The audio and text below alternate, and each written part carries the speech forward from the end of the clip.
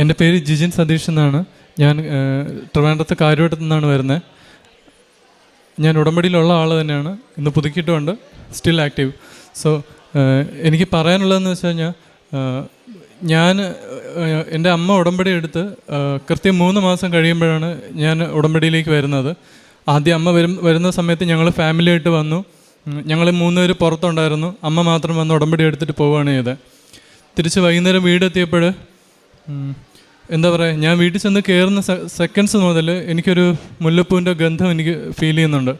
അപ്പോൾ ഞാൻ പോകുന്നിടത്തല്ലേ എനിക്കത് ഫീൽ ചെയ്യുന്നുണ്ട്. എൻ്റെ റൂമിലും എൻ്റെ ബാൽക്കണിയിലും ഒക്കെ എനിക്കത് ഫീൽ ചെയ്യുന്നുണ്ട്. അപ്പോൾ ഞാൻ താഴെ വന്നിട്ട് ഞാൻ എൻ്റെ അമ്മയോട് ചോദിച്ചു, അമ്മയ്ക്കിത് ഫീൽ ചെയ്യുന്നുണ്ടോ? അമ്മയ്ക്കിത് ഫീൽ ചെയ്യുന്നുണ്ടോ? ഇല്ല. അപ്പോൾ അമ്മയ്ക്കത് ഫീൽ ചെയ്യുന്നില്ല, അനിയത്തിക്കില്ല, പപ്പയ്ക്കില്ല, എൻ്റെ വീട്ടിൽ ആർക്കും ഇത് ഫീൽ ചെയ്യുന്നില്ല. അപ്പോൾ എനിക്ക് മാത്രമാണ് ഈ സെൻസേഷൻ വരുന്നത്. രാത്രി ഉറങ്ങുന്നവരെ എനിക്ക് ഈ ഫീലിംഗ് ഉണ്ട്. അപ്പോൾ എൻ്റെ ജീവിതത്തിൽ ഞാൻ സ്ഥിരമായിട്ട് ഫോളോ ചെയ്യുന്ന ഒരു കാര്യമാണ്, രാത്രി ഉറങ്ങുന്നതിന് തൊട്ട് മുമ്പ് ആ ദിവസം നടന്ന കാര്യങ്ങളെല്ലാം റിക്കളക്ട് ചെയ്യാറുണ്ട്. അപ്പോൾ ഞാൻ അന്നത്തെ ദിവസം എൻ്റെ ചിന്ത ഇതായിരുന്നു, എന്തുകൊണ്ട് എനിക്ക് മാത്രം ഈ സെൻസേഷൻ വന്നു, എൻ്റെ വീട്ടിൽ ആർക്കും വന്നിട്ടില്ല. അപ്പോൾ അമ്മ മാതാവിൻ്റെ പ്രസൻസ് മിക്കവാറും പേർക്ക് അറിയിക്കുന്നത് മുല്ലപ്പൂവിൻ്റെ ഗന്ധത്തിലൂടെയാണ് എന്നൊക്കെ ഞാൻ പറഞ്ഞു കേട്ടിട്ടുണ്ട്. അപ്പോൾ എനിക്ക് പെട്ടെന്ന് അത് ഓർമ്മ വന്നു. അന്ന് രാത്രി ഉറങ്ങുമ്പോഴും മൊത്തം എനിക്ക് ഉറക്കം വന്നില്ല. എൻ്റെ ഉറക്കത്തിൽ മൊത്തം, എൻ്റെ ഓർമ്മയിൽ മൊത്തം ഇതായിരുന്നു, എന്തുകൊണ്ട് എനിക്ക് മാത്രം ഇത് തന്നു. അപ്പോൾ എൻ്റെ മനസ്സിൽ ഒരു തോന്നലൊന്നു, ഞാനും ഉടമ്പടി എടുക്കേണ്ട ആളാണ്, ഒരുപക്ഷെ അമ്മ എന്നെ വിളിക്കുന്നതുകൊണ്ടാവാം ഈ സെൻസേഷൻ എനിക്ക് മാത്രം തന്നത്.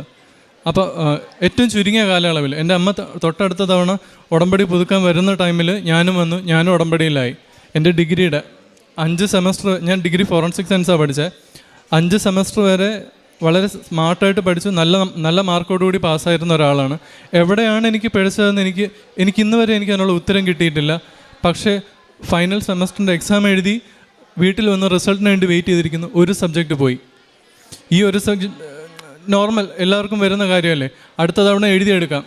ഉടമ്പടി ഓൺ ഗോയിങ്, ഞാൻ വരുന്നുണ്ട്, പുതുക്കുന്നുണ്ട്. നിയോഗത്തിൽ ഇത് വയ്ക്കണമെന്ന് എനിക്ക് തോന്നുന്നില്ല, കാരണം എനിക്കിത് എഴുതിയെടുക്കാമെന്നൊരു എന്താ പറയുക, പാടില്ലാത്തൊരു കോൺഫിഡൻസ് എൻ്റെ മനസ്സിലുണ്ടായിരുന്നു. ഓക്കെ, 2ാമത്തെ തവണ എഴുതി കിട്ടിയില്ല, 3ാമത്തെ തവണ എഴുതി കിട്ടിയില്ല. അങ്ങനെ എഴുതി 5 തവണ ഞാൻ എഴുതി, 5 തവണ എനിക്ക് പാസ്സാകാൻ പറ്റിയില്ല. അവസാനത്തെ തവണ, ഈ കഴിഞ്ഞ തവണ ഞാൻ പരീക്ഷ എഴുതാൻ പോയപ്പോൾ ഈ ഉടമ്പടി ഉപ്പിൻ്റെ ഒക്കെ കാര്യങ്ങൾ ഞാൻ സാക്ഷ്യം കേൾക്കുന്നുണ്ട്, എനിക്ക് നല്ല കൃത്യമായിട്ട് അറിയാം ഉടമ്പടി ഉപ്പ് പ്രയോഗിച്ചാൽ, ഉടമ്പടി തൈലം പ്രയോഗിച്ചാൽ ഇതിനുള്ള റിസൾട്ട് കിട്ടും. എന്തോ എൻ്റെ മനസ്സുകൊണ്ട് എക്സാം ഹാളിൽ നിലത്ത് ഇത് വിതറിയിട്ട് പോയി പരീക്ഷ എഴുതണമെന്ന് എൻ്റെ മനസ്സ് അനുവദിക്കുന്നില്ല. അപ്പോൾ എന്ത് ചെയ്യണമെന്ന് ആലോചിച്ചുകൊണ്ടിരുന്നപ്പോൾ ഞങ്ങളുടെ ബാംഗ്ലൂർ ജെയിൻ യൂണിവേഴ്സിറ്റി ആയതുകൊണ്ട് ഹൈ സെക്യൂരിറ്റിയിലാണ് എക്സാം എഴുതണേ. 10 പേർക്ക് 2 ഇൻവിജിലേറ്റേഴ്സ് എന്നുള്ള രീതിയിലാണ് എക്സാം ഹാൾ. അപ്പോൾ അത്രയധികം ഇൻവിജിലേറ്റേഴ്സ് തന്നെ ഹാളിലുണ്ട്. നമുക്ക് ഈ സാധനങ്ങൾ കൊണ്ടുപോയി കഴിഞ്ഞാൽ അവരെങ്ങനെയായാലും അതെടുത്ത് പുറത്ത് വയ്ക്കാൻ നമ്മുടെ കയ്യിൽ സമ്മതിക്കത്തില്ല.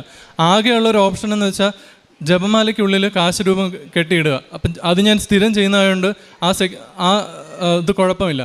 2ാമത്തെ കാര്യം, ഉപ്പ് എങ്ങനെ സേഫായിട്ട് അതിനകത്ത് എത്തിക്കാമെന്നുള്ള ആലോചിക്കുമ്പോഴാണ്, കുടിക്കാനുള്ള വെള്ളം അലൗഡാണ്. കുടിക്കാനുള്ള വെള്ളത്തിൽ ഞാൻ വിശ്വാസ പ്രമാണം പറഞ്ഞ് ഉടമ്പടി ഉപ്പ് കലക്കിയിട്ട് എക്സാം ഹാളിൽ കൊണ്ടുപോയി പരീക്ഷ എഴുതി. എൻ്റെ ജീവിതത്തിൽ ആദ്യമായിട്ട് ഇത്രയും സ്മാർട്ടായിട്ടുള്ള പരീക്ഷ എഴുതാൻ പറ്റി. എൻ്റെ കൺമുമ്പിലുള്ള ചോദ്യങ്ങൾക്കുള്ള ഉത്തരം എൻ്റെ ചെവിയിൽ എനിക്ക് കേൾക്കാവുന്ന വിധത്തിൽ ലൗഡായിട്ട് എനിക്ക് പറഞ്ഞു തന്നുകൊണ്ടിരുന്നു. It's a female voice. ഒരു ഫീമെയിൽ വോയിസിൽ ആ ഉത്തരങ്ങൾ എനിക്ക് കേൾക്കാവുന്ന വിധത്തിലായിരുന്നു. ഇപ്പം ഞാൻ പാസ്സായി. ഇന്ന് റിസൾട്ട് വന്നിട്ട് 3ാമത്തെ ദിവസമാണ്. ഏറ്റവും അവസാനത്തെ തവണ ഞാനിവിടെ വന്നപ്പോൾ എൻ്റെ ഹാൾ ടിക്കറ്റും എല്ലാമായിട്ട് അച്ഛൻ്റെ അടുത്ത് വന്ന് അച്ഛൻ്റെ കൈവപ്പ് വെച്ചു. അച്ഛനൊരു കാശ് രൂപം തന്നു. അപ്പം ഞാനൊരു വാക്ക് പറഞ്ഞിട്ടുണ്ടായിരുന്നു, റിസൾട്ട് വന്ന ഏറ്റവും ചുരുങ്ങിയ ദിവസത്തിനുള്ളിൽ ഇവിടെ വന്ന് സാക്ഷ്യം ഉണ്ടാകുമെന്ന്. 3 ദിവസം മുമ്പാണ് റിസൾട്ട് വന്നത്. ഞാനിത് ഇവിടെ വന്ന് സാക്ഷ്യം പറഞ്ഞിട്ടുണ്ട്. എനിക്ക് ഇതിനേക്കാൾ ഏറ്റവും വലിയൊരു സന്തോഷമുള്ളൊരു കാര്യം, ഏറ്റവും ലാസ്റ്റ് ഉടമ്പടി പുതുക്കാൻ ഞങ്ങൾ ഫാമിലിയായിട്ട്, ഞങ്ങളെപ്പോഴും കാറിൽ തന്നെ ട്രിവാൻഡ്രം തിരിച്ചു പോകണേ. അപ്പോൾ വരുന്ന ടൈമിൽ ഇപ്പോൾ ലാസ്റ്റ് വന്നപ്പോൾ തിരിച്ച് പോകുന്ന സമയത്ത് എനിക്ക് നല്ല ഉറക്കമുണ്ട്. അമ്മയും അനിയത്തിയും അപ്പനും ഒക്കെ വണ്ടിയിലുണ്ട്, അവരെല്ലാവരും നല്ല ഉറക്കമായി.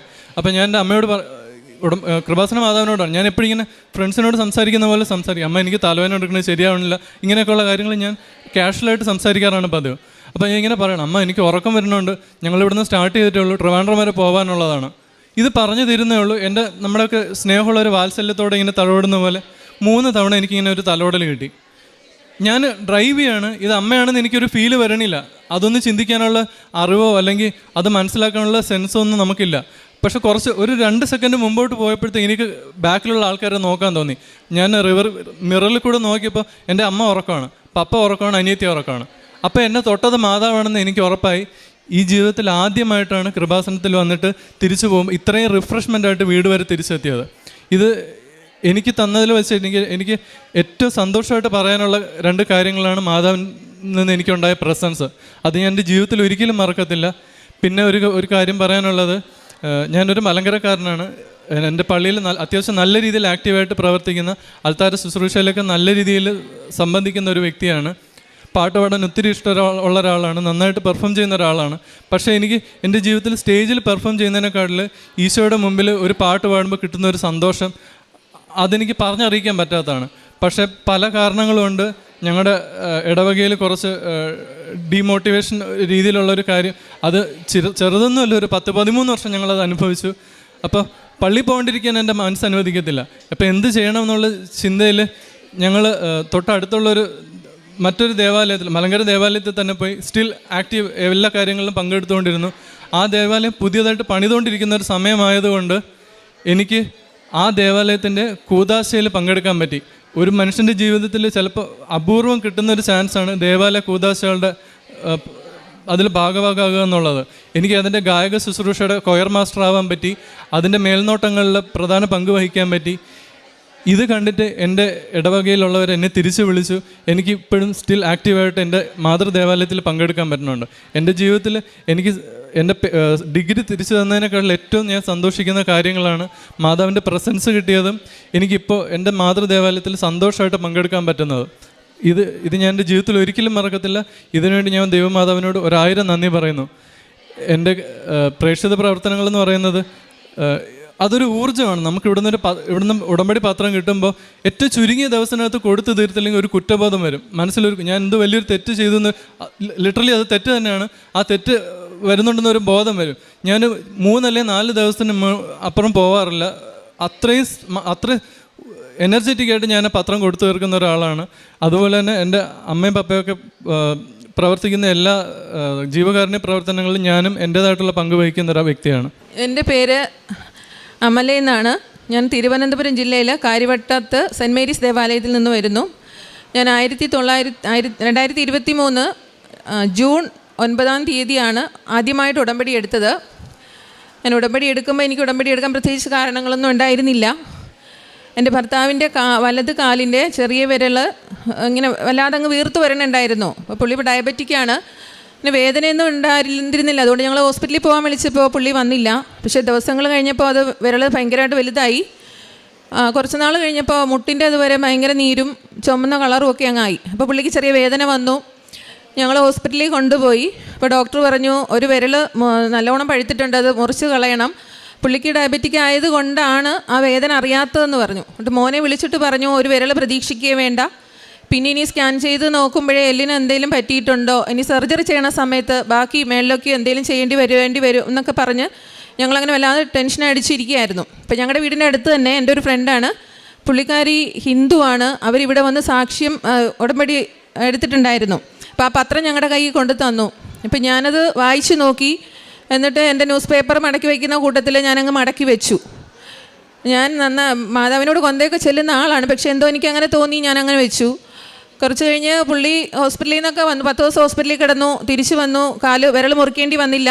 ഞാനങ്ങനെ പ്രാർത്ഥിക്കുന്നുണ്ട്, കൊന്തയൊക്കെ ചൊല്ലി പ്രാർത്ഥിക്കുന്നുണ്ടായിരുന്നു.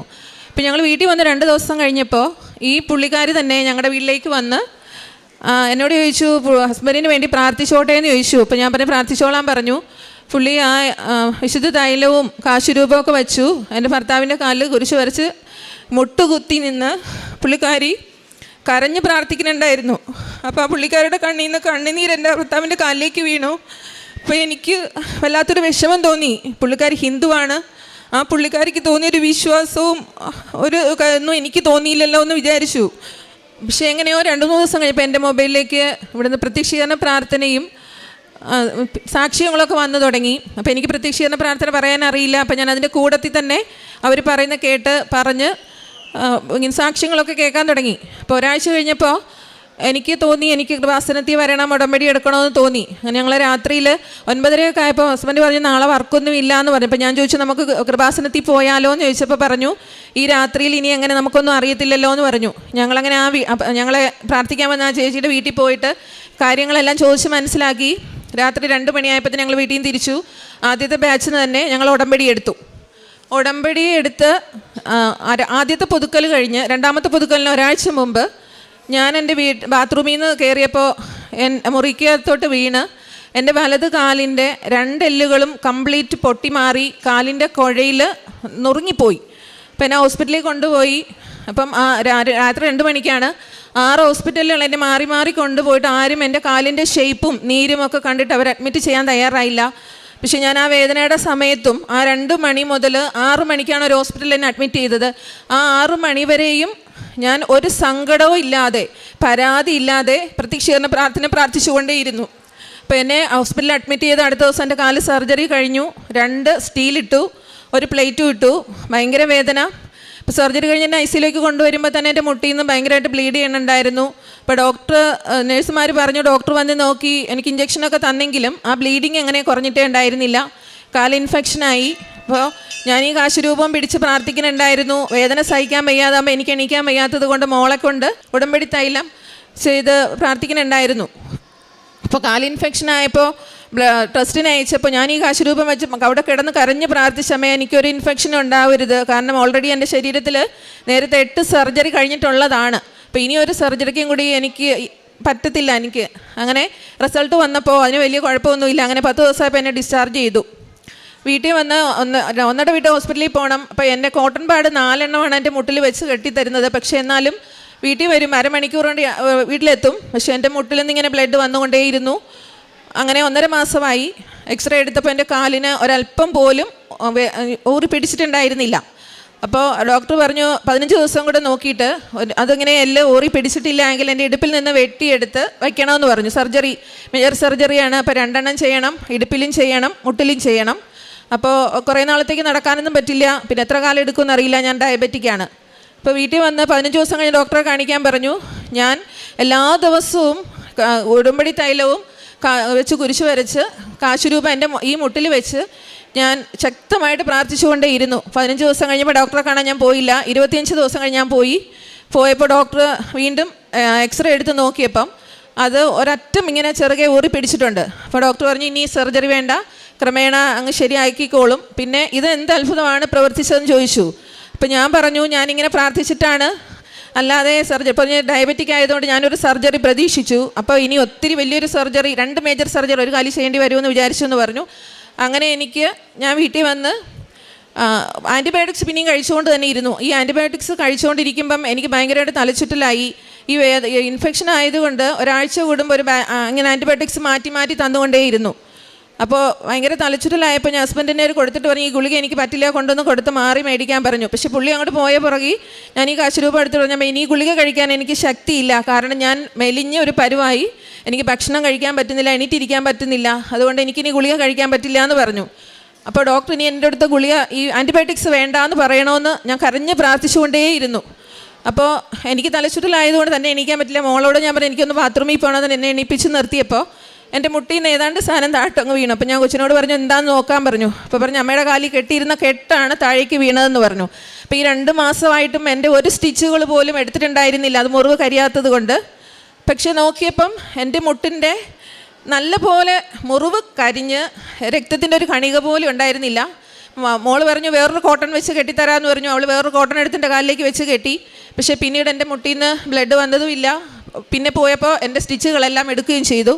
അങ്ങനെ ഒരു സർജറി ഇല്ലാതെ എനിക്ക് ഉടമ്പടി തൈലവും ഉപ്പും കാശുരൂപം വെച്ച് പ്രാർത്ഥിച്ചതിൻ്റെ ഫലമായിട്ട് എനിക്ക് ഒരിത് കിട്ടി. ഞങ്ങളൊരു വീട് പുതിയതായിട്ട് പണിതതാണ്. അപ്പോൾ കുറച്ച് ലോണൊക്കെ ഉണ്ടായിരുന്നു. അപ്പോൾ ഞങ്ങളത് വിൽക്കണമെന്ന് വിചാരിച്ചു. നല്ലൊരു വീടാണ്, റോഡ് സൈഡിലാണ്, നല്ല ഭംഗിയുള്ള പുതിയ നല്ലൊരു വീട്.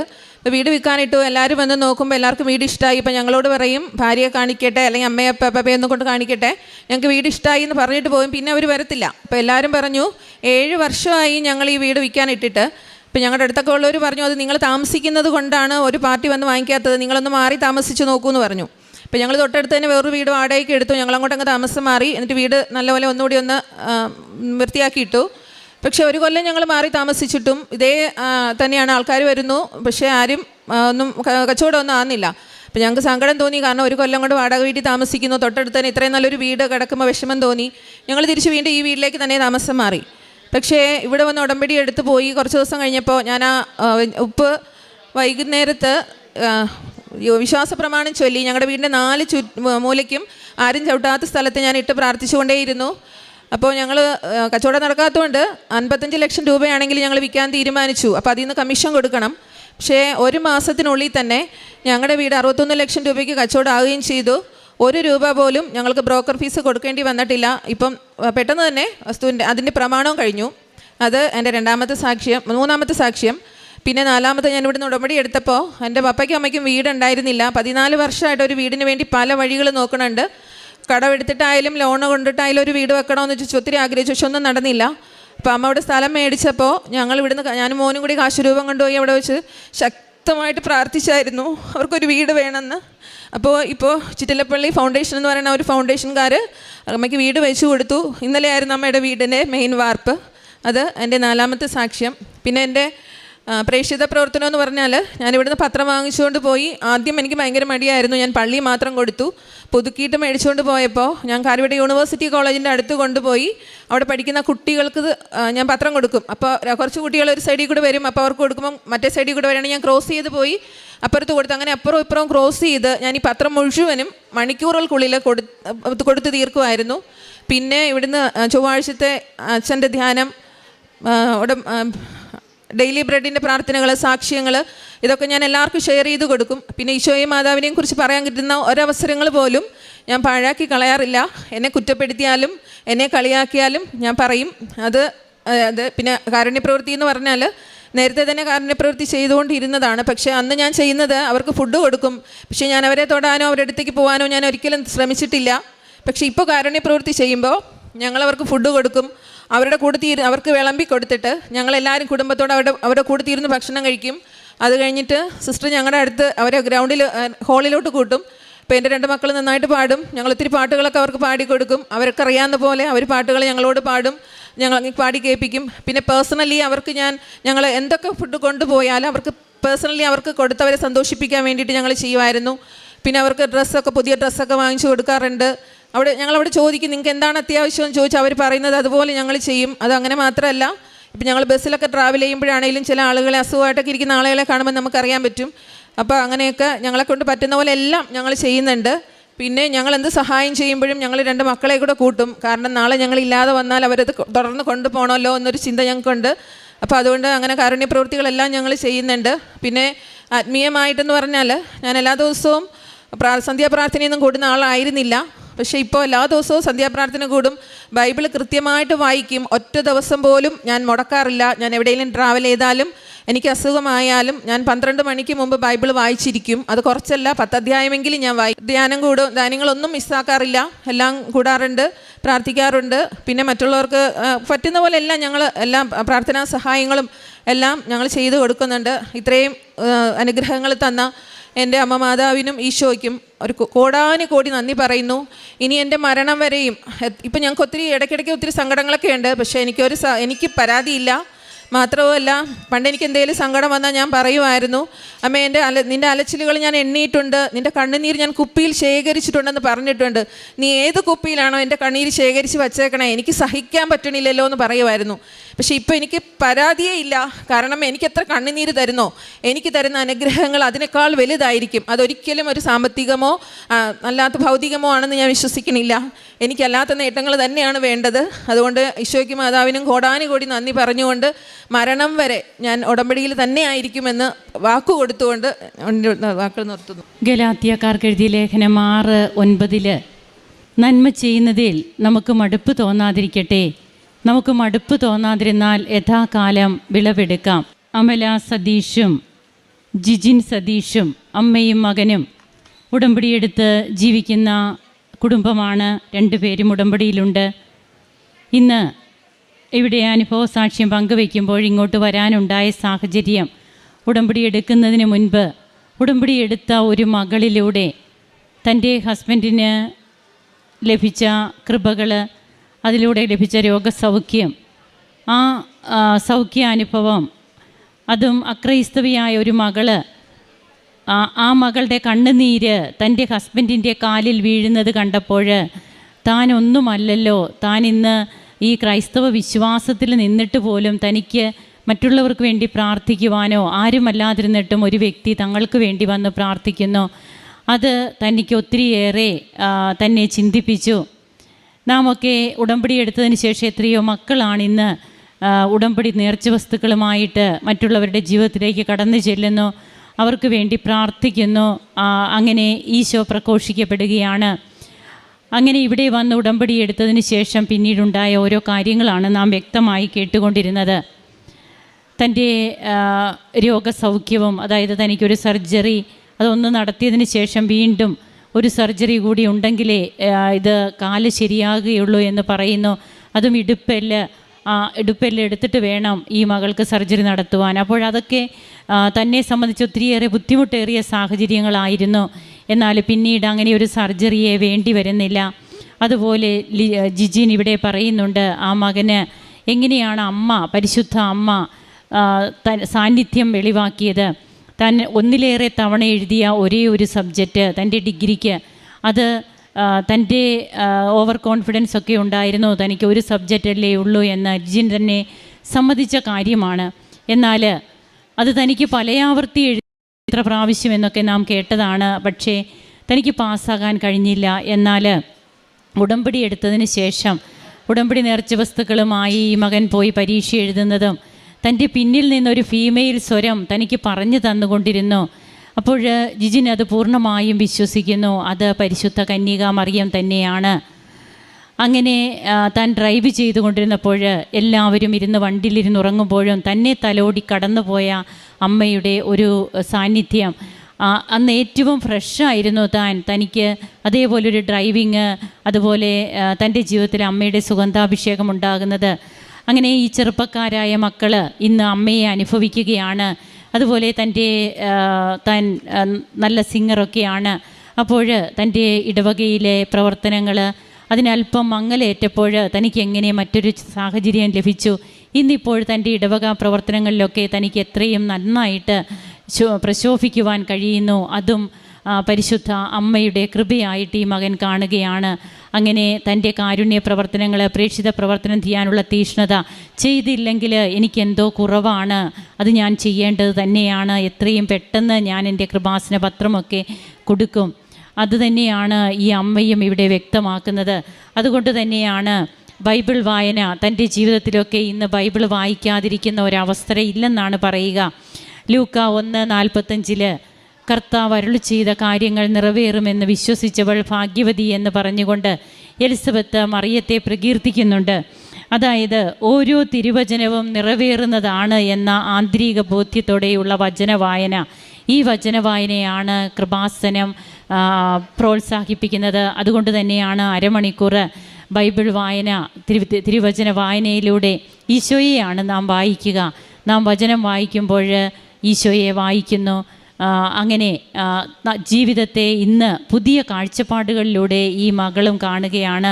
താൻ എങ്ങനെയുള്ള മകളായിരുന്നു, കുടുംബ പ്രാർത്ഥനയ്ക്കൊക്കെ അധികം താല്പര്യമില്ലായിരുന്നു.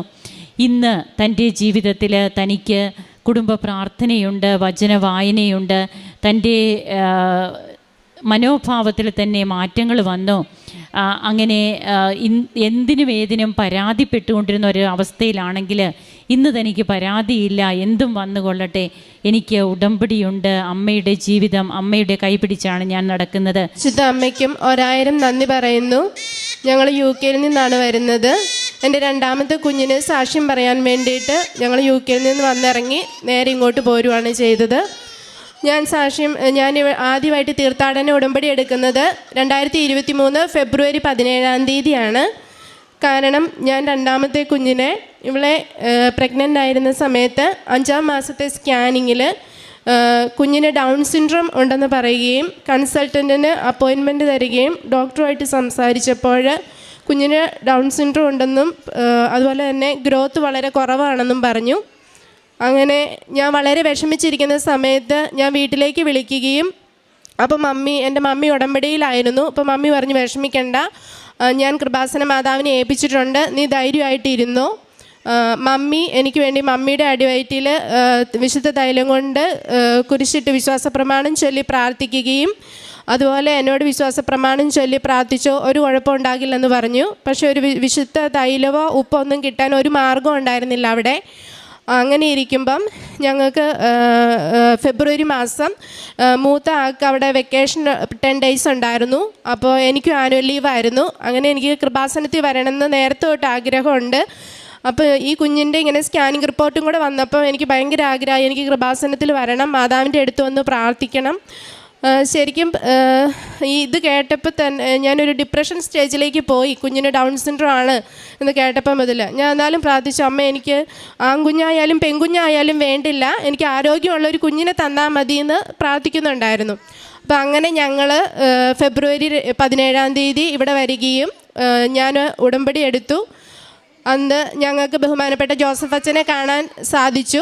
അപ്പോൾ അച്ഛൻ തലയിൽ കൈവച്ച് പ്രാർത്ഥിച്ചു. എന്നിട്ട് വിശുദ്ധ തൈലം എൻ്റെ കൈവിരലിൽ മുക്കിയിട്ട് പറഞ്ഞു, അടിവയറ്റിൽ കുരിശിട്ട് വിശ്വാസ പ്രമാണം ചൊല്ലി പ്രാർത്ഥിച്ചോ, സാക്ഷ്യം വന്ന് പറയണമെന്ന് പറഞ്ഞു. അപ്പം ഞാൻ അങ്ങനെ എനിക്ക് അച്ഛൻ തലയിൽ കൈവച്ച് പ്രാർത്ഥിച്ചപ്പം എൻ്റെ ശരീരത്തിൽ ഒരു തണുപ്പ് അനുഭവപ്പെട്ടായിരുന്നു. അപ്പം മുതൽ എനിക്ക് എൻ്റെ മനസ്സിലൊരു ടെൻഷനും ഇല്ല. ഞാൻ ഡൗൺ സിൻഡ്രോം ആണെന്ന് ഡോക്ടർമാർ പറഞ്ഞ കാര്യമെല്ലാം മറന്നുപോയി. ഞങ്ങൾ ഇവിടുന്ന് തിരിച്ച് ചെന്ന് പിറ്റത്തെ ആഴ്ച സ്കാനിങ് ഉണ്ടായിരുന്നു. സ്കാനിങ്ങിൻ്റെ സമയത്ത് ഡോക്ടർ പറഞ്ഞു, കൊച്ചിൻ്റെ ഗ്രോത്തിന് ഒരു കുഴപ്പവും ഇല്ല, ഇപ്പം നോർമലായിട്ടുണ്ട് ഗ്രോത്ത് എന്ന് പറഞ്ഞു. എങ്കിലും അവർ 2 ആഴ്ച കൂടുമ്പോൾ സ്കാനിങ് തന്നുകൊണ്ടിരുന്നു. അവർ ഗ്രോത്ത് നോക്കിക്കൊണ്ടിരുന്നു. പക്ഷേ കൊച്ചിൻ്റെ ഗ്രോത്ത് എൻ്റെ ഇമ്പ്രൂവ്മെൻറ്റ് അവരെന്നെ ഇങ്ങനെ കമ്പ്യൂട്ടറിൽ എടുത്ത് കാണിച്ച് തന്നുകൊണ്ടിരുന്നു. കൊച്ചിൻ്റെ ഗ്രോത്ത് നോർമലായി വന്നുകൊണ്ടിരുന്നത് കാണിച്ച് തന്നുകൊണ്ടിരുന്നു. ജൂൺ 26, 2023 കുഞ്ഞ് ജനിച്ചു. ഞാൻ അമ്മയോട് പറഞ്ഞിരുന്നു പെൺകുഞ്ഞ് ആണ് എന്ന് ഞങ്ങൾ അറിഞ്ഞായിരുന്നു. അപ്പോൾ ഞാൻ പറഞ്ഞു അമ്മയുടെ പേരിട്ടേക്കാം.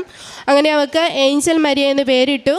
കുഞ്ഞ് ജനിച്ചപ്പോൾ എനിക്ക് സിസേറിയൻ ആയിരുന്നു. സിസേറിയൻ്റെ സമയത്ത് തിയേറ്ററിൽ കയറിയപ്പോൾ ഞാൻ ആ സിസ്റ്ററിനോട് ചോദിച്ചു, ഞാൻ ഈ ഉടമ്പടി കാശ് രൂപം കഴുത്തിലിട്ടോട്ടെ എന്ന് ചോദിച്ചു. അപ്പോൾ സിസ്റ്റർ പറഞ്ഞു കഴുത്തിൽ നിന്ന് ഊരണം, കയ്യിൽ പിടിച്ചോളാൻ പറഞ്ഞു. ഞാൻ അങ്ങനെ തിയേറ്ററിലേക്ക് കയറിയപ്പോൾ കയ്യിൽ ഉടമ്പടി കാശ് രൂപമായിട്ട് കയറി വിശ്വാസ പ്രമാണം ചൊല്ലി പ്രാർത്ഥിച്ചു. കുഞ്ഞുണ്ടായി. അവരിങ്ങനെ എടുത്ത് കാണിച്ചപ്പോൾ തന്നെ ഞാൻ പരിശുദ്ധ അമ്മയ്ക്ക് ഈശോയ്ക്ക് 1000 നന്ദി പറഞ്ഞു. കാരണം നമുക്ക് അറിയാം ഡൗൺ സിൻഡ്രോം ഉള്ള കുഞ്ഞുങ്ങളെ കാണുമ്പോൾ അറിയാമല്ലോ. അവളെ കണ്ടപ്പോൾ തന്നെ മനസ്സിലായി എനിക്ക് അമ്മ തൊട്ട കുഞ്ഞാ, ഒരു കുഴപ്പമില്ല. അവർ പറഞ്ഞു പീഡിയാട്രീഷ്യനും കൂടെ വന്നൊന്ന് കണ്ടോട്ടെ എന്ന് പറഞ്ഞു. അങ്ങനെ പീഡിയാട്രീഷ്യൻ വന്ന് കണ്ടു. കൊച്ച് പൂർണ്ണമായി ആരോഗ്യമുള്ളൊരു കുഞ്ഞ്, അവൾക്ക് ഒരു കുഴപ്പവും ഇല്ലെന്ന് പീഡിയാട്രീഷ്യൻ പറഞ്ഞു. അതുപോലെ തന്നെ രണ്ടാമത്തെ സാക്ഷി എന്ന് പറയുന്നത് എൻ്റെ വിസ റിന്യൂവലാണ്. ഞാൻ 2021 UK സീനിയർ കെയറർ വിസയിൽ ഇറങ്ങിയതാണ്. ഞാനൊരു പ്രൈവറ്റ് നേഴ്സിംഗ് ഹോമിലാണ് വർക്ക് ചെയ്യുന്നത്. അവിടെ ഇറങ്ങിക്കഴിഞ്ഞ് ഞങ്ങളെ ഇറക്കിയ ഓണർ അത് വേറൊരാൾക്ക് വിറ്റായിരുന്നു. അപ്പം എൻ്റെ വിസയുടെ എക്സ്പയറി ഡേറ്റ് സെപ്റ്റംബർ 14, 2024 അപ്പോൾ ഏപ്രിൽ മാസം മുതൽ 2024 ഏപ്രിൽ മാസം മുതൽ ഞങ്ങൾ ഇവരോട് വിസ റിന്യൂവലിനെ കുറിച്ച് മാനേജ്മെൻറ്റിനോട് ചോദിച്ചുകൊണ്ടിരുന്നു. ഇപ്പം നേഴ്സിംഗ് ഹോമിൻ്റെ മാനേജർ പറഞ്ഞു പുതിയ ഓണർ ആയതുകൊണ്ട് ഞങ്ങൾക്ക് ഇതിനകത്തൊന്നും പറയാനില്ല, ഹെഡ് ഓഫീസിൽ നിന്ന് എന്ത് റിപ്ലൈ വരുന്നോ അപ്പം ഞങ്ങൾ അറിയിച്ചേക്കാമെന്ന് പറഞ്ഞു. ഞങ്ങൾക്ക് 8 പേർക്ക് വിസ റിന്യൂവൽ ചെയ്ത് കിട്ടണം. ഞാൻ 8 പേരുടെയും പേരെഴുതി പ്രത്യക്ഷീകരണ പ്രാർത്ഥനയുടെ പേജ് വെച്ച് എല്ലാ ദിവസവും പ്രത്യക്ഷീകരണ പ്രാർത്ഥന ഞാൻ ചൊല്ലി പ്രാർത്ഥിക്കും. ഞങ്ങളുടെ 8 പേരുടെയും പേര് പറഞ്ഞ് നിയോഗം വെച്ച് പ്രാർത്ഥിച്ചു. ഓഗസ്റ്റ് മാസം ആയപ്പോൾ ഒരു റിപ്ലൈ ഇല്ല, ഓഗസ്റ്റ് മാസം ഫസ്റ്റ് വീക്ക് വരെ. അപ്പോൾ ഓഗസ്റ്റ് 15 ഞാൻ ഡേറ്റ് ഇട്ട് പ്രാർത്ഥിച്ചു. കാരണം ഓഗസ്റ്റ് 28 എൻ്റെ last working date. September 14 last UK നിൽക്കാവുന്ന ദിവസം സെപ്റ്റംബർ 14 അപ്പോൾ അതുകൊണ്ട് ഞാൻ ഓഗസ്റ്റ് 15 ഡേറ്റ് ഇട്ട് പ്രാർത്ഥിച്ചു. മാതാവിൻ്റെ സ്വർഗ്ഗാരോഹണ തിരുനാളിൻ്റെ അന്ന് അമ്മ എനിക്കിതിനൊരു റിപ്ലൈ തരണമെന്ന് പറഞ്ഞു. അപ്പോൾ ഓഗസ്റ്റ് 15 7 മണി വരെ എനിക്ക് രാത്രി 7 മണി വരെ ഞാൻ മെയിൽ ചെക്ക് ചെയ്തു. മെയിലൊന്നും വന്നിട്ടില്ല. 7 മണിക്ക് ഞാൻ ഡ്യൂട്ടിക്ക് കയറുമ്പോൾ നമുക്കവിടെ ഫോൺ യൂസ് ചെയ്യത്തില്ല. അപ്പോൾ 9:30 ഡ്യൂട്ടി കഴിഞ്ഞ് ഇറങ്ങുന്ന ചേച്ചിമാർ മെയിൽ നോക്കിയപ്പം 9:20 മെയിൽ വന്ന് കിടപ്പുണ്ട്. ഓഗസ്റ്റ് 15 നിങ്ങളുടെ വിസ റിന്യൂവലിനുള്ള എല്ലാ ഡോക്യുമെൻറ്റ്സും അയച്ചു തരിക എന്ന് പറഞ്ഞ്. ഞാൻ അപ്പോൾ തന്നെ പരിശുദ്ധ അമ്മയ്ക്ക് 1000 നന്ദി പറഞ്ഞു. അമ്മ ഞാൻ ഓഗസ്റ്റ് 15 പറഞ്ഞു. അമ്മ അത് എനിക്ക് സാധിച്ചു തന്നു. അങ്ങനെ ഞങ്ങളുടെ വിസ 2027 വരെ ഞങ്ങൾക്ക് പുതുക്കി കിട്ടിയിട്ടുണ്ട്. അതുപോലെ അടുത്ത ഒരു സാക്ഷി എന്ന് പറയുന്നത് ഞാനിവിടെ നേഴ്സായിരുന്നു, പക്ഷേ അവിടെ സീനിയർ കെയർ ആയിട്ടാണ് വർക്ക് ചെയ്തത്. എനിക്ക് ആഗ്രഹം ഉണ്ടായിരുന്നു UK നേഴ്സായിട്ട് തന്നെ വർക്ക് ചെയ്യണമെന്ന്. അപ്പോൾ OET IELTS ഒക്കെ എഴുതിയാൽ കിട്ടുമോ എന്നുള്ളൊരു പേടി കാരണം അത് എഴുതിയില്ല. അപ്പോൾ അവിടെ ഒരു പുതിയ നിയമം വന്നത് സിഫ് പാത്വേ വഴി നമുക്ക് പിൻ നമ്പർ കിട്ടും. അതായത് അവിടെ 1 വർഷം ജോലി ഒരു എംപ്ലോയറുടെ കീഴിൽ തന്നെ ചെയ്താൽ അവിടുത്തെ മാനേജർ സൈൻ തരികയും CBT OSCE എന്ന 2 എക്സാം പാസ്സായാൽ നമുക്ക് പിൻ നമ്പർ കിട്ടുകയും ചെയ്യും. അങ്ങനെ ഞാൻ CBT OSCE exam light A candle prayer request ഇട്ട് പ്രാർത്ഥിച്ചിരുന്നു. 2ഉം പാസ്സായി. മാനേജർ സൈൻ തന്നു. അങ്ങനെ എനിക്ക് അവിടുത്തെ പിൻ നമ്പർ കിട്ടി. 4ാമത്തെ സാക്ഷ്യം എന്ന് പറയുന്നത്, ഞാൻ എൻ്റെ 2ാമത്തെ കുഞ്ഞിൻ്റെ സാക്ഷ്യം പറയാൻ ഞങ്ങൾ നാട്ടിലേക്ക് പോരാൻ വേണ്ടി ഇരുന്നപ്പോഴാണ് അറിയുന്നത് 3ാമത് ഞാൻ പ്രഗ്നൻ്റാണ്. അപ്പം അങ്ങനെ എനിക്ക് പോരാൻ പറ്റിയില്ല. അപ്പോൾ 3ാമത്തെ കുഞ്ഞ് ഡിസംബർ 6, 2024 3ാമത്തെ കുഞ്ഞ് ജനിച്ചു. അത് കഴിഞ്ഞ് അപ്പം തന്നെ ഞങ്ങൾക്ക് 4 പേർക്കുള്ള ടിക്കറ്റ് എടുത്തായിരുന്നു ഏപ്രിൽ ഇവിടെ വരണം സാക്ഷ്യം പറയാൻ വേണ്ടിയിട്ട്. അപ്പോൾ 3ാമത്തെ കുഞ്ഞിന് പാസ്പോർട്ട് കിട്ടിയ ഉടനെ ടിക്കറ്റ് എടുക്കാമെന്ന് ഓർത്തായിരുന്നു. അപ്പോൾ പാസ്പോർട്ടിന് ഞങ്ങൾ അപ്ലൈ ചെയ്തു. പാസ്പോർട്ട് കിട്ടി. പാസ്പോർട്ട് തുറന്നു നോക്കിയപ്പോൾ പാസ്പോർട്ടിൻ്റെ അകത്ത് മറ്റൊരു കുട്ടിയുടെ ഫോട്ടോയാണ് ഞങ്ങളുടെ കൊച്ചിൻ്റെ പാസ്പോർട്ടിൻ്റെ അകത്ത്.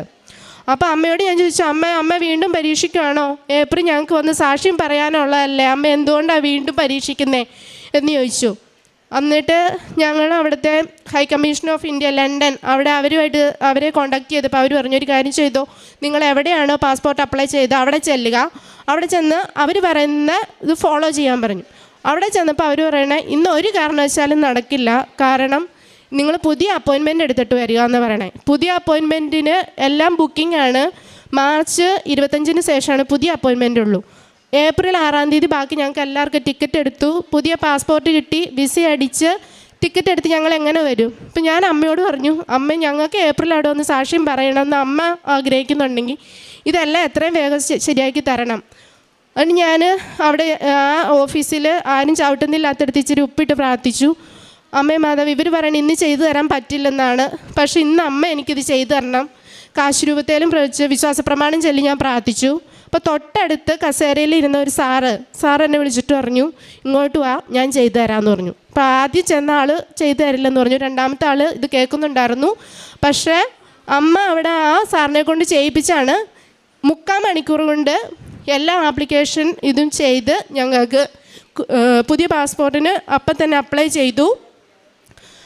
ചെയ്ത് ഞാൻ മാർച്ച് 18 വിളിച്ചപ്പോൾ അവർ പറഞ്ഞു 3 to 5 വീക്സ് ആണെന്ന് പറഞ്ഞു. അപ്പോഴും വീണ്ടും നിരാശ. 3 to 5 വീക്സ് ആണെങ്കിൽ ഏപ്രിൽ 6 ഞങ്ങൾക്ക് പോരാൻ പറ്റില്ല. അപ്പോൾ ഞാൻ അമ്മയോട് പറഞ്ഞു, ഞാൻ ഇനി ഒരു ടെൻഷനും അടിക്കണില്ല, അമ്മ അത് ഏറ്റെടുത്തോളുക, അമ്മ ഞങ്ങൾക്ക് നടത്തി തന്നോളുക. മാർച്ച് 20 വൈകുന്നേരം മെയിൽ വന്നു, നിങ്ങളുടെ ഡോക്യുമെൻറ്റ് ഡിസ്പാച്ച് ചെയ്തിട്ടുണ്ടെന്നും പറഞ്ഞ്. മാർച്ച് 21 ഞങ്ങൾക്ക് കുഞ്ഞിന് പുതിയ പാസ്പോർട്ട് കിട്ടി. മാർച്ച് 23 ഞാൻ വിസയ്ക്ക് കുഞ്ഞിന് വെച്ചു. മാർച്ച് 24 രാവിലെ വിസ സക്സസ്ഫുൾ എന്നും പറഞ്ഞ് മെസ്സേജ് വന്നു. ഉടനെ ഞാൻ ടിക്കറ്റ് ഏപ്രിൽ 6 കുഞ്ഞിനും എടുത്തു. ഞങ്ങൾ ഏപ്രിൽ 6 അവിടെ നിന്ന് പോന്നു. ഇന്നലെ ഇവിടെ വന്നു. ഇന്നിപ്പോൾ ഞങ്ങൾ സാക്ഷ്യം പറയാൻ വേണ്ടി വന്നതാണ്. ഇവിടെ വരുന്ന ആരെയും പരിശുദ്ധ അമ്മ വെറുതെ വിടില്ല. ഇവിടെ വരാൻ അനുവദിച്ചിട്ടുണ്ടെങ്കിൽ ഇവിടെ നമ്മളെ വരുത്തിയിരിക്കും. അങ്ങനെ ഒരുങ്ങി പ്രാർത്ഥിച്ച അമ്മ ഉറപ്പായി ഇവിടെ കൊണ്ടുവന്നിരിക്കും, അനുഗ്രഹിച്ചിരിക്കും. എനിക്കത് പരിശുദ്ധ അമ്മയ്ക്കും തിരുക്കുമാരനും ഞാൻ 1000 നന്ദി പറയുന്നു. യോഹന്നാൻ 16:24 ഇതുവരെ നിങ്ങൾ എൻ്റെ നാമത്തിൽ ഒന്നും തന്നെ ചോദിച്ചിട്ടില്ല, ചോദിക്കുവിൻ നിങ്ങൾക്ക് ലഭിക്കും, അതിലൂടെ നിങ്ങളുടെ സന്തോഷം പൂർണ്ണമാവുകയും ചെയ്യും. ജോയ്സി ജോസഫും കുടുംബവും വലിയ സന്തോഷത്തോടുകൂടി പരിശുദ്ധ കൃപാസന മാതാവിൻ്റെ തിരുനടയിൽ ജീവിതത്തിൽ ലഭിച്ച വലിയ അനുഭവങ്ങളെ സാക്ഷ്യപ്പെടുത്തുകയാണ്. സാക്ഷ്യത്തിൻ്റെ ഓരോ അനുഭവത്തിലും മകൾ പറയുന്നുണ്ട്, അമ്മ മാതാവ് മാത്രം തൊട്ട് ഈശോയ്ക്ക് കൊടുത്ത് അനുഗ്രഹിച്ചതാണ് ജീവിതം. ഓരോ പ്രതിസന്ധിയും വലിയ രീതിയിൽ ജീവിതം ക്ലേശപൂർണ്ണമാക്കുന്ന അവസരത്തിലും അമ്മ മാതാവിൻ്റെ തിരുനടയിൽ കണ്ണീരോടെ സമർപ്പിച്ച പ്രാർത്ഥനകളൊക്കെയും അമ്മ മാതാവ് അത് അനുഗ്രഹവും സഹായവുമായി മാറ്റിത്തന്നുകൊണ്ടിരുന്നു. ആദ്യത്തെ 2ാമത്തെ കുഞ്ഞിൻ്റെ ഗർഭാവസ്ഥയിലുള്ള വിഷയമാണ്. 5ാം മാസം അറിയുന്നു ഡൗൺ സിൻഡ്രോമാണ് കുട്ടിക്കുള്ളതെന്ന്. സ്കാൻ റിപ്പോർട്ട് വരുന്നത് അങ്ങനെയാണ്. അതുകൊണ്ട് ആ നിമിഷങ്ങളിലാകെ തകർന്ന മനസ്സുമായിട്ടാണ് മകൾ വീട്ടിൽ വിളിച്ച് അമ്മയോട് പറയുന്നത്. ഉടനെ അമ്മ ഉടമ്പടിയിലുള്ള അമ്മ മകളോട് പറയുന്നുണ്ട്, നീ ധൈര്യമായിട്ട് കൃപാസന മാതാവിന് മകളെ സമർപ്പിച്ച് പ്രാർത്ഥിക്കുകയെന്ന്. അങ്ങനെ കൃപാസന മാതാവിന് മകളെ സമർപ്പിച്ച് ഉദരത്തിലുള്ള കുഞ്ഞിനെ സമർപ്പിച്ച് പ്രാർത്ഥിച്ചു തുടങ്ങുന്നു. ഇവിടെ വന്ന് അച്ഛനെ കണ്ട് അച്ഛൻ്റെ പ്രാർത്ഥനയും ആശീർവാദവും സ്വീകരിക്കുന്നു. അച്ഛൻ നൽകിയ സൈത്ത് അടിവയറ്റിൽ പൂശി വിശ്വാസ പ്രമാണം ചൊല്ലി ദൈവാത്മാവിൻ്റെ പവിത്രീകരണത്തിന് വേണ്ടി ബലപ്പെടുത്തി അമ്മ മാതാവിന് പൂർണ്ണമായി ഉദരത്തിലുള്ള കുഞ്ഞിനെ സമർപ്പിച്ച് പ്രാർത്ഥിക്കുന്നുണ്ട്. അച്ഛൻ പോകുമ്പോൾ കൃത്യമായി സന്ദേശം കൊടുക്കുന്നുണ്ട്, സാക്ഷ്യം പറയണമെന്ന്. മകൾ പറയുന്നുണ്ട്, അച്ഛൻ തലയിൽ കൈവച്ച് വെച്ച പ്രാർത്ഥിച്ച നിമിഷങ്ങളിൽ ജോസഫ് അച്ഛൻ പ്രാർത്ഥിക്കുമ്പോൾ തൻ്റെ ശരീരത്തിലൂടെ ഒരു തണുപ്പ് പരന്നിറങ്ങുന്നത് മനസ്സിലാകുന്നുണ്ടെന്ന്. അതുകൊണ്ട് ഇവിടുന്ന് അച്ഛൻ പ്രാർത്ഥിച്ച നിമിഷം മുതൽ പിന്നീട് ഒട്ടും ആകുലതയില്ലാതെ ഭയപ്പാടില്ലാതെ ഉദരത്തിലുള്ള കുഞ്ഞിനെക്കുറിച്ച് യാതൊരു ടെൻഷനുമില്ലാതെ ഞാൻ ഇവിടുന്ന് എഴുന്നേറ്റ് പോയെന്ന്. വീട് പരിശോധനയ്ക്ക് വേണ്ടി 7-ാം മാസം മുതൽ ചെല്ലുമ്പോൾ ഡോക്ടർ പറയുന്നുണ്ട്, നോർമൽ കുഞ്ഞാണ്, വളർച്ചയുണ്ട്, വേറെ പ്രയാസമൊന്നും കാണുന്നില്ലെന്ന്. ആരോഗ്യമുള്ളൊരു കുഞ്ഞിനെ നൽകി കുടുംബത്തെ അനുഗ്രഹിച്ചതിൻ്റെ സാക്ഷ്യമാണ് ആദ്യം പങ്കുവച്ചത്. വൈദ്യശാസ്ത്രം ഏറെ ഗുരുതരമായ രോഗാവസ്ഥകൾ പറയുമ്പോഴും ആ വൈദ്യശാസ്ത്രത്തിന് അറിവ് പകർന്നു കൊടുക്കുന്ന തമ്പുരാൻ്റെ സന്നിധിയിൽ ജീവിതത്തെ സമർപ്പിക്കുവാൻ നമ്മൾ തയ്യാറാണെങ്കിൽ, ദൈവശക്തിയുണ്ടെന്ന് വിശ്വസിക്കുന്നുവെങ്കിൽ, ദൈവാത്മാവ് ഇന്നും നമ്മിൽ പ്രവർത്തിക്കുമെന്ന് നമ്മൾക്ക് ബോധ്യത്തോടുകൂടി വിശ്വാസത്തോടുകൂടി ജീവിക്കുവാൻ സാധിക്കുമെങ്കിൽ, കൃപാസനത്തിൽ പ്രത്യക്ഷപ്പെട്ട അമ്മ മാതാവ് നമ്മുടെ കണ്ണീരുപ്പുള്ള പ്രാർത്ഥനകളെ ദൈവസന്നിധിയിൽ കൊടുത്ത് ഏതു വലിയ വിഷയത്തെയും നമുക്ക് അനുഗ്രഹത്തിന് ഉപകരിക്കുന്ന വിധം മാറ്റിത്തരുമെന്ന് മകളുടെ വാക്കുകളിലൂടെ സാക്ഷ്യപ്പെടുത്തുകയാണ്. പിന്നീട് കുഞ്ഞുമായി വന്ന് സാക്ഷ്യം പറയുവാൻ വേണ്ടി തയ്യാറെടുക്കുന്ന നാളുകളിൽ 2 പ്രശ്നങ്ങളാണ് ഉണ്ടാവുന്നത്. ആദ്യത്തത്, അവിടെ വിസ കാലാവധി കഴിയുന്നു, പുതിയ വിസ ലഭിക്കണം. അപ്പോൾ അവിടെ എവിടെയാണ് വർക്ക് ചെയ്തെടുത്ത് ഉടമ മാറുന്നു. അതുകൊണ്ട് പുതിയ ഉടമ അത് നൽകുന്നതിനുള്ള തടസ്സങ്ങൾ പറയുന്നു.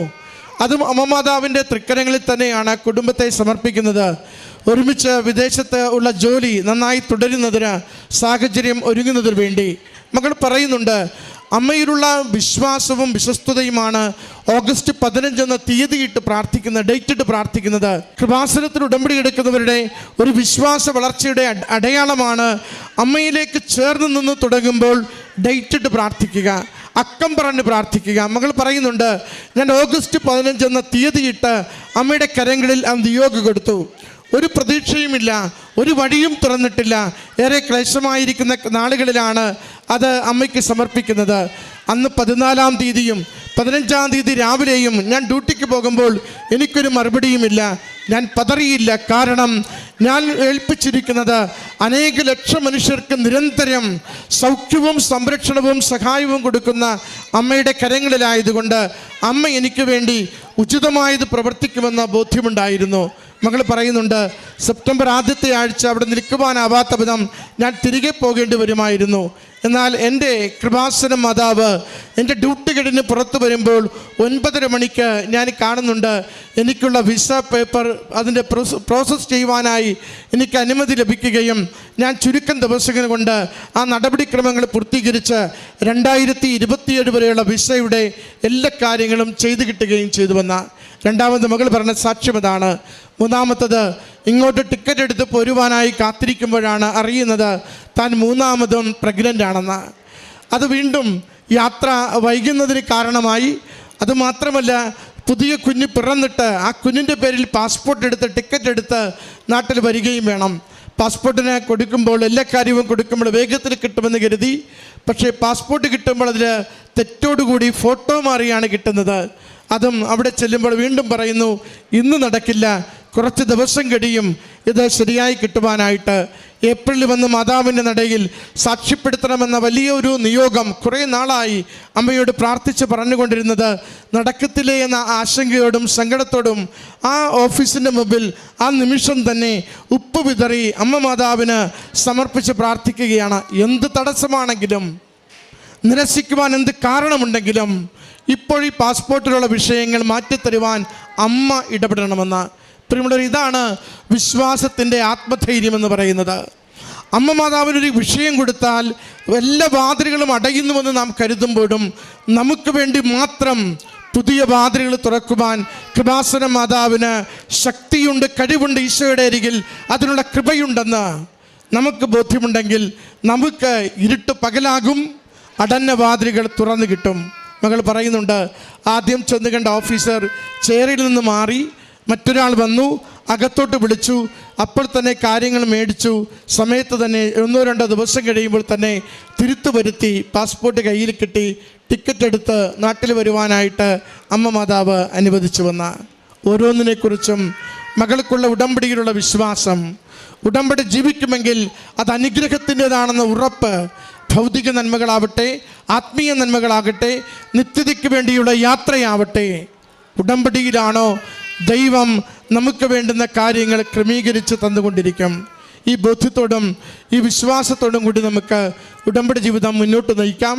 ഈ കുടുംബത്തിന് ലഭിച്ച എല്ലാ നന്മകൾക്കും അനുഗ്രഹങ്ങൾക്കും നന്ദി പറഞ്ഞുകൊണ്ട് കരങ്ങളടിച്ച് ഈ സാക്ഷ്യം സമർപ്പിക്കും. എൻ്റെ പേര് ജോസി എബ്രഹാം, പേരൂർ കോട്ടയം എന്ന സ്ഥലത്താണ്. ഞാൻ 2ാമത്തെ പ്രാവശ്യമാണ് ഇവിടെ സാക്ഷ്യം പറയാൻ വന്ന് നിൽക്കുന്നത്. ആദ്യത്തെ പ്രാവശ്യം ഞാൻ സാക്ഷ്യം പറഞ്ഞ കൂടുതൽ ഞാൻ ഏറ്റവും പ്രധാനപ്പെട്ട ഒരു സാക്ഷ്യം പറയാൻ വിട്ടുപോയിരുന്നു.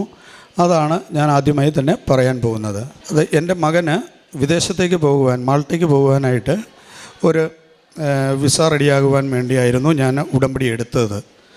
അപ്പോൾ ആ ഉടമ്പടി പ്രകാരം എല്ലാ കാര്യങ്ങളും നേരെയായി. അവസാന നിമിഷം ഏജൻറ്റ് ഒരു 2 ലക്ഷം രൂപയുടെ കാര്യം വേണം എന്ന് പറയുകയും ചെയ്തു. ആ സമയത്ത് 2 ലക്ഷം രൂപ എൻ്റെ കയ്യിൽ എടുക്കാനില്ലായിരുന്നു, ഒരു മാർഗവുമില്ലായിരുന്നു, ആരോട് ചോദിക്കാനുമില്ല. അങ്ങനെ ഇരിക്കുമ്പോൾ ഞാൻ ഇവിടെ അച്ഛൻ്റെ ടോക്കിലൊക്കെ കേട്ടിട്ടുണ്ട്, പൈസ കിട്ടുന്ന കാര്യങ്ങളൊക്കെ പ്രാർത്ഥിച്ചാൽ കിട്ടും. എനിക്ക് 1% പോലും വിശ്വാസമില്ലാത്ത ഒരു കാര്യമായിരുന്നു. അങ്ങനെ ഞാൻ പ്രാർത്ഥിച്ചു, വൈകുന്നേരം ഇരുന്ന് പ്രാർത്ഥിച്ചു. 2 ദിവസം എൻ്റെ മുമ്പിൽ സമയം ഉണ്ടായിരുന്നുള്ളൂ. അപ്പോൾ ഞാൻ ആദ്യത്തെ ദിവസം പ്രാർത്ഥിച്ച് ഞാനിങ്ങനെ, എനിക്കൊരു കോളേജിലൊരു ഗ്രൂപ്പൊക്കെ ഉണ്ടായിരുന്നു. ആ ഗ്രൂപ്പിൽ ഞാൻ വളരെ വിഷമത്തോടെ സംസാരിച്ചു. എനിക്ക് ഇന്ന പോലെ മോൻ്റെ കാര്യത്തിൽ 2 ലക്ഷം രൂപ വേണം, അത് എങ്ങനെയെങ്കിലും കിട്ടാൻ ആരെങ്കിലും സഹായിക്കുമോ, ഞാൻ തിരിച്ചു തരാം എന്ന് പറഞ്ഞിരുന്നു. അന്ന് വൈകുന്നേരം എന്നെ ഒരാൾ ഫോണിൽ വിളിച്ചും പറഞ്ഞു, നാളെ രാവിലെ ഒരു 11 മണിയാകുമ്പോൾ ടൗണിൽ വരാൻ പറഞ്ഞു. അങ്ങനെ ഞാൻ ടൗണിൽ ചെന്നപ്പോൾ എനിക്ക് 1,65,000 രൂപ ആ ആൾ എനിക്ക് തന്നു. എനിക്ക് യാതൊരു വിശ്വാസമില്ല ഇതെങ്ങനെ കിട്ടിയെന്ന് എനിക്കറിയില്ല. വീണ്ടും അന്ന് വൈകുന്നേരം തന്നെ ഒരു 8 മണിയായപ്പോൾ വേറൊരു കൂട്ടുകാരൻ എനിക്ക് 10,000 രൂപ തന്നു. അങ്ങനെ 1,75,000 രൂപ എൻ്റെ കയ്യിൽ കിട്ടി. ബാക്കി 25,000 രൂപയ്ക്ക് യാതൊരു മാർഗ്ഗവുമില്ല. കിട്ടാൻ ചാൻസ് ഉണ്ടോ എന്ന് പ്രതീക്ഷിച്ച് ഞാൻ വൈകുന്നേരം തന്നെ ഒരാളെ വിളിച്ചു. ആ ആളെ വിളിച്ച് സംസാരിച്ചപ്പോൾ പറഞ്ഞു, 25,000 രൂപയൊക്കെ എൻ്റെ കയ്യിലുണ്ട്, പക്ഷേ നാളത്തെ വാർക്കപ്പണിക്ക് കൊടുക്കാനുള്ള പൈസയാണ്, നിനക്ക് തരാനില്ല, നീ വേറെ അന്വേഷിച്ചോളാൻ പറഞ്ഞു. ഞാൻ വൈകുന്നേരം വീട്ടിൽ വന്ന് പ്രാർത്ഥിച്ചു. വീണ്ടും രാവിലെ എഴുന്നേറ്റ് വെച്ച് പ്രാർത്ഥിച്ചു. 5 മണിയായപ്പോൾ തന്നെ പ്രാർത്ഥന തുടങ്ങി. ഒരു 9 മണിയായപ്പോൾ ഞാൻ വീണ്ടും ഞാൻ പറഞ്ഞു, മാതാവേ, യാതൊരു മാർഗ്ഗവും ഇല്ല, ഈ 25 എവിടെ നിന്ന് കിട്ടും? ഇത് പറഞ്ഞ് ഞാനിത് പ്രാർത്ഥനയെല്ലാം കഴിഞ്ഞ് ഞാൻ അവിടെ മൊബൈലും എല്ലാം താത്തു വെച്ച് ഞാൻ 1 മിനിറ്റ് കിടന്നു. 1 മിനിറ്റ് കിടന്നു കഴിഞ്ഞപ്പോഴത്തേനും അപ്പോൾ എനിക്കൊരു ഫോൺ വന്നു. തലേ ദിവസം പൈസ തരികയല്ല ഇല്ല എന്ന് പറഞ്ഞ ആ കൂട്ടുകാരൻ എന്നെ വിളിച്ച് ചോദിച്ചു, നിനക്ക് പണം കിട്ടിയോ? ഞാൻ പറഞ്ഞു, കിട്ടിയില്ല. ഇനി നീ എന്ത് ചെയ്യുമെന്ന് ചോദിച്ചപ്പോൾ ഞാൻ പറഞ്ഞു, എനിക്കറിയില്ല, ഞാൻ മാതാവിനോട് പ്രാർത്ഥിച്ചിട്ടുണ്ട്. അപ്പം ആ കൂട്ടുകാരൻ എന്നോട് ചോദിച്ചു, നിനക്ക് ഗൂഗിൾ പേ ഉണ്ടോ? ഞാൻ പറഞ്ഞു, ഉണ്ട്. എന്നാൽ നീ ഒരു കാര്യം ചെയ്യ്, ഞാൻ 25,000 രൂപ തരാം എന്ന് പറഞ്ഞ് എനിക്ക് 25,000 രൂപ തന്നു.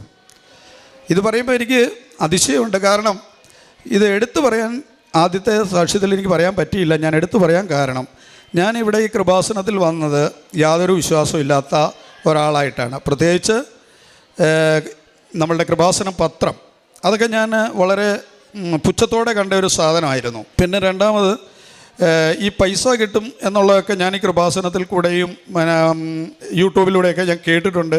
അപ്പോഴൊക്കെ ഞാൻ പറഞ്ഞുകൊണ്ടിരുന്നു, അത് അച്ഛൻ്റെ ഒരു തട്ടീരാണ്, വെട്ടീരാണ്, പറ്റീരാണ്. കാരണം ഇങ്ങനെ എവിടെ നിന്നാണ് ഈ പൈസ വരുന്നത്? അച്ഛൻ ആർക്കെങ്കിലും പൈസ കൊടുത്തിട്ട് ഇവിടെ നിർത്തി പറയിപ്പിക്കുന്നതാണ് എന്ന് വിശ്വസിച്ച ആളാണ്. അതുകൊണ്ടാണ് ഞാനിതിപ്പോൾ ഇവിടെ എടുത്തു പറയാൻ കാരണം ഇതങ്ങനെയല്ല. എൻ്റെ അനുഭവത്തിലൂടെ എനിക്ക് മാതാവ് എവിടെ നിന്നില്ലാത്ത പൈസ എനിക്ക് ഉണ്ടാക്കി തന്നു. അത് ഏറ്റവും വലിയൊരു അത്ഭുതമായി തന്നെ ഞാൻ കാണുന്നു.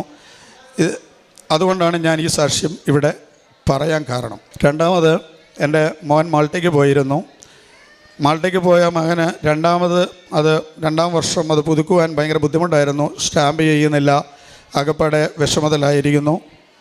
അപ്പോൾ അവൻ എന്നെ വിളിച്ചു പറഞ്ഞു, ഇനി ഇത് ചെയ്യാൻ പറ്റിയില്ല എങ്കിൽ, എനിക്കിത് കിട്ടിയില്ലെങ്കിൽ ഞാൻ തിരിച്ചു പോരേണ്ടി വരുമെന്ന്. അപ്പോൾ എനിക്കൊരു ലാഗിങ് ഉണ്ടായിരുന്നു. എൻ്റെ ഉടമ്പടി പുതുക്കാനായിട്ട് ഒരു 10-20 ദിവസം കഴിഞ്ഞു. അപ്പോൾ ഞാൻ ഇവിടെ വരികയും ഉടമ്പടി എടുക്കുകയും എൻ്റെ മാതാവ് എൻ്റെ മോന് ഒരു 10 ദിവസത്തിനുള്ളിൽ ഇവൻ്റെ വിസ സ്റ്റാമ്പ് ചെയ്ത് കിട്ടണമേ എന്ന് പ്രാർത്ഥിക്കുകയും ചെയ്തിരുന്നു.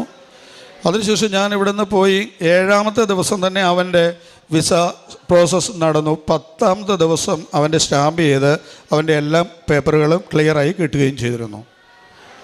ഇനി 3ാമത് എൻ്റെ മകളുടെ കാര്യമായിരുന്നു. മകൾക്കൊരു ചെറിയ വയറിൽ വേദന ഉണ്ടായിരുന്നു. അപ്പോൾ അവിടെ ഹോസ്പിറ്റലിൽ കാണിച്ചപ്പോൾ അപ്പൻഡിക്സ് ആയിരിക്കും എന്ന് പറഞ്ഞു. അപ്പോൾ ഞാൻ തിരിച്ചിങ്ങോട്ട് പോരാൻ പറഞ്ഞു. അവളവിടെ പഠിച്ചുകൊണ്ടിരിക്കുകയായിരുന്നു. അവിടെ നിന്ന് ഇവിടെ വന്ന് ഹോസ്പിറ്റലിൽ കയറ്റി. ഹോസ്പിറ്റലിൽ കാണിച്ചു കഴിഞ്ഞപ്പോൾ ഡോക്ടർ ചെക്ക് ചെയ്തിട്ട് പറഞ്ഞു അപ്പൻഡിക്സ് തന്നെ ആയിരിക്കും, നമുക്ക് സ്കാൻ ചെയ്യാം. സ്കാൻ ചെയ്തതിന് ശേഷം നമുക്ക് ചെയ്യാം, ഭക്ഷണമൊന്നും കൊടുക്കണ്ട എന്ന് പറഞ്ഞു. അങ്ങനെ മോളെ അതിനകത്ത് സ്കാൻ ചെയ്യാൻ കയറ്റിയപ്പോൾ എൻ്റെ കയ്യിൽ നിന്നും എനിക്ക് കാശ് രൂപം കൊടുത്തു വിടണമെന്നുണ്ടായിരുന്നു. പക്ഷെ ഞാൻ കൊടുക്കാൻ പറ്റിയില്ല. ഞാനത് കൊടുക്കാൻ പറ്റിയില്ലെന്ന് സങ്കടപ്പെട്ടുകൊണ്ടിരിക്കുമ്പോൾ കുറച്ച് കഴിഞ്ഞപ്പോൾ മോൾ ഇറങ്ങി വന്നു, വെള്ളം കുടിക്കണം എന്നും പറഞ്ഞുകൊണ്ട്. അങ്ങനെ വെള്ളം കുടിക്കാൻ കൊണ്ടുപോയപ്പോൾ ഞാൻ ഈ കാശ് രൂപം ഊരി കയ്യിൽ കൊടുത്തു. കാശ് രൂപം ഊരി കൈ കൊടുത്ത് സ്കാനിങ് കഴിഞ്ഞ് ഞാൻ അവിടെ ഒരു പള്ളിക്കൊരു ചാപ്പലുണ്ട് ഹോസ്പിറ്റലിന്. ആ ചാപ്പലിൽ കയറിയിരുന്നു മുട്ടുകുത്തി പ്രാർത്ഥിക്കുകയായിരുന്നു, ഒന്നും സംഭവിക്കരുതേ മാതാവേ എന്ന്. അവൾ കുറേ കഴിഞ്ഞ് സ്കാനിങ് കഴിഞ്ഞ് മോൾ തിരിച്ചു വന്നു. എൻ്റെ അടുത്ത് വന്നിച്ചും പറഞ്ഞു ഒന്നുമില്ല, സ്കാനിങ്ങിൽ ഒരു കാര്യവും, ഒരു മുഴയുമില്ല, ഒന്നുമില്ല എന്ന്. അത് മാതാവ് എടുത്തു മാറ്റിയതാണെന്ന് ഞാൻ 100% വിശ്വസിക്കുകയാണ്. കാരണം എൻ്റെ ജീവിതത്തിൽ മാതാവിൻ്റെ ഒത്തിരി കരസ്പർശമുണ്ട്. കാരണം ഞാനിവിടെ വന്ന് വിശ്വാസിയല്ലാതെ ഞാൻ വന്ന എനിക്ക് ആദ്യത്തെ പ്രാവശ്യം ഉടമ്പടി എടുക്കാൻ വന്നപ്പോൾ എൻ്റെ കയ്യിൽ കിട്ടിയത് തന്നെ എനിക്ക് നമ്മുടെ തിരിയായിരുന്നു, ചന്ദനത്തിരി. ഈ ചന്ദനത്തിരി കിട്ടിയപ്പോൾ ഞാൻ ആലോചിച്ചു, ദൈവമേ മാതാവേ നീ എന്തുകൊണ്ട് എൻ്റെ കൂടെ വന്നു. അതിനുശേഷം വീണ്ടും ഞാൻ പുതുക്കാൻ വന്നു.